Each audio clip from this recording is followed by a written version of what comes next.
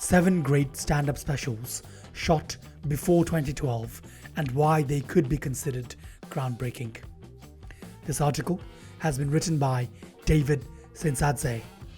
From the very inception of entertainment, the art of making people laugh has been a crucial part of every culture in the world.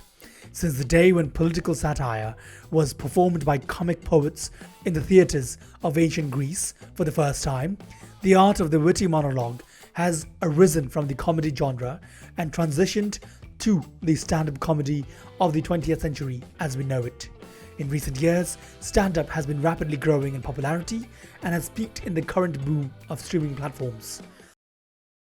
The witty monologue has arisen from the comedy genre. The market has become simply oversaturated with stand-up specials, and the competition for getting your material on the air is at its all-time high, as throughout all these years, the stand-up comedy industry has found a tendency to punish everything that is not based on fresh or innovative material by simply substituting it with the new stuff.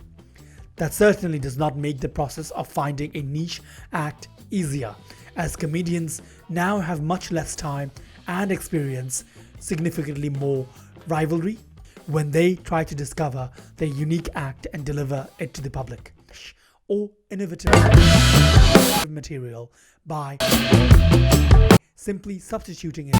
Accordingly, releasing a stand-up special has become the ultimate achievement for every successful comedy artist. Let's now take a look at some of the most innovative and important specials throughout the rise of the genre that still set the standards for today's aspiring comics who try to leave their mark on the history of comedy. Richard Pryor, live on the Sunset Strip.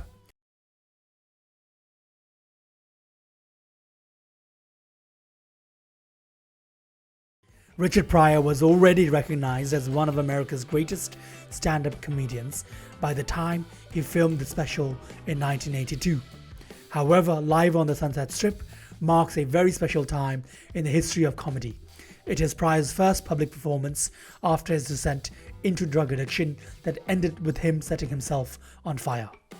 Instead of avoiding talking about it, Pryor dedicates half of the special to those chimeras and distills every single wrongdoing of his from that period into material, giving way to one of the most breathtakingly cathartic performances of self-irony ever recorded. However, Live on the Sunset Strip marks a very special time. This mature honesty, paired with his extraordinary voice and physical acting talent, creates an unforgettable experience delivered by a man who profoundly and publicly toys with his dark inclinations to isolation and self-destruction. You need to be a great comedian to make all that look funny, but if you are Richard Pryor, you make it one of the most hilarious shows ever performed, and Live on the Sunset Strip is definitely that good. Strip marks a very ever. Eddie Murphy, Raw, 1987. Most frequently, when people talk about Eddie Murphy's comedy, his 1983 special, Delirious, comes up first.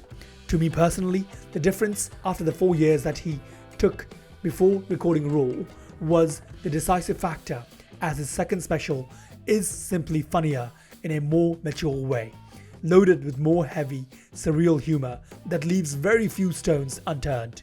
Murphy's comedy, his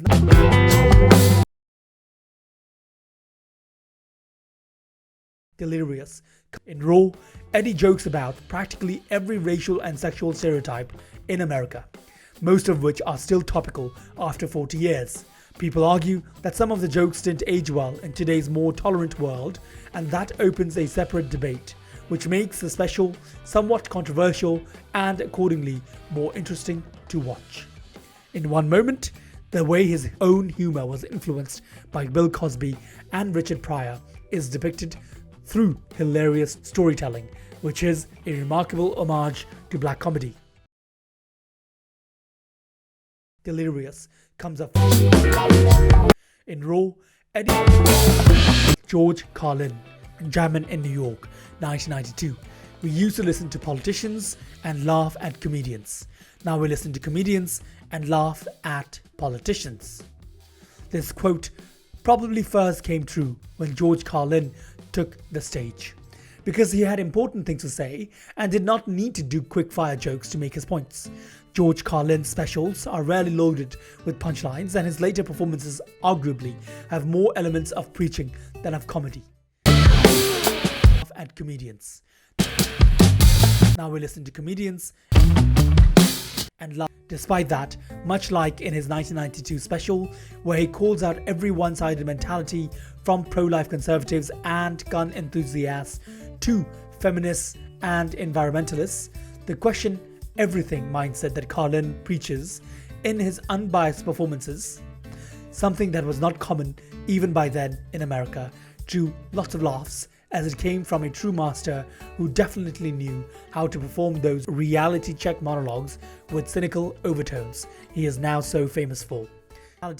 From pro-life conservatives and gun enthusiasts, Bill Hicks, relentless. Of all the great stand-up artists, Bill Hicks' style probably has the most similarities with the stand-up prophet act of George Carlin, but with a bigger twist on sex, drugs, and rock and roll.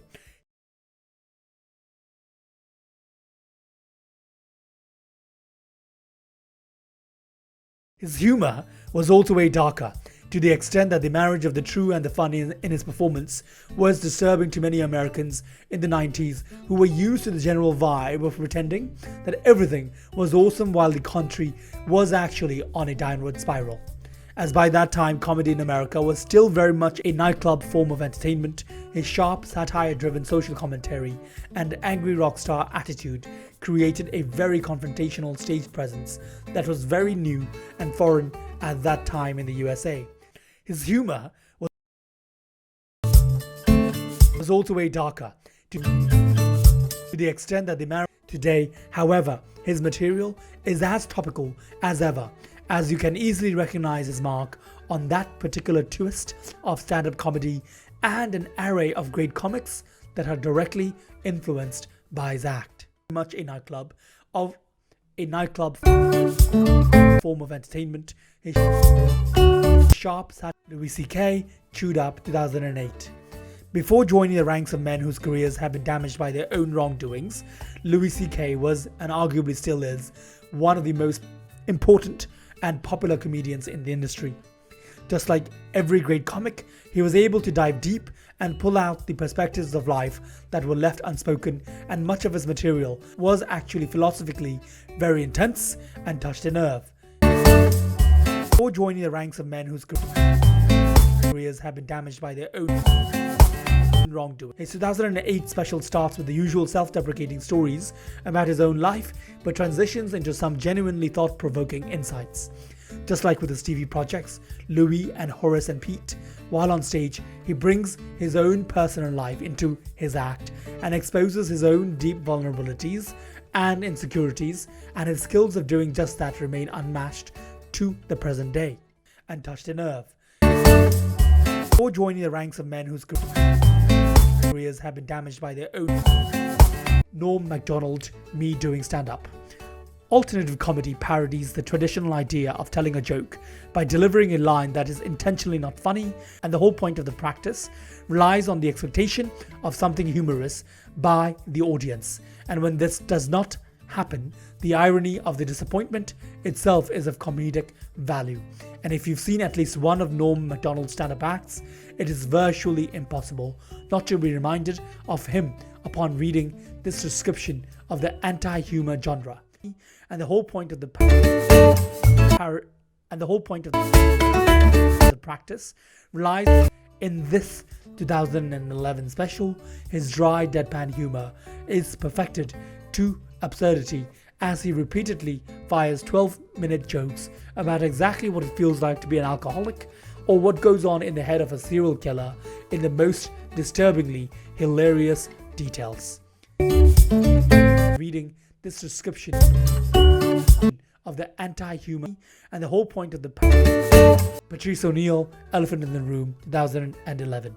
Elephant in the Room premiered in February of 2011, 9 months before Patrice ONeill passed away at the age of 41, leaving behind just a couple of public performances and TV appearances. However, that hasn't prevented the special from becoming one of the most beloved performances for almost every modern stand-up comedian, who repeatedly put it on their best of all time lists. Elephant in the Room premiered in February of 2011, 9 months before Patrice masterfully weaves his web as he lures his listeners with his very own nonchalant manner of setting up a joke and hits with the punchline in the most unexpected moments, leaving the participating audience gasping, only to transition to the next venture. Elephant in the Room is a 1-hour masterclass of groundbreaking, beautiful performance from the true wizard of comedy. 9 months before Patrice, timeless. Patrice masterfully weaves his audience gasping. Oh,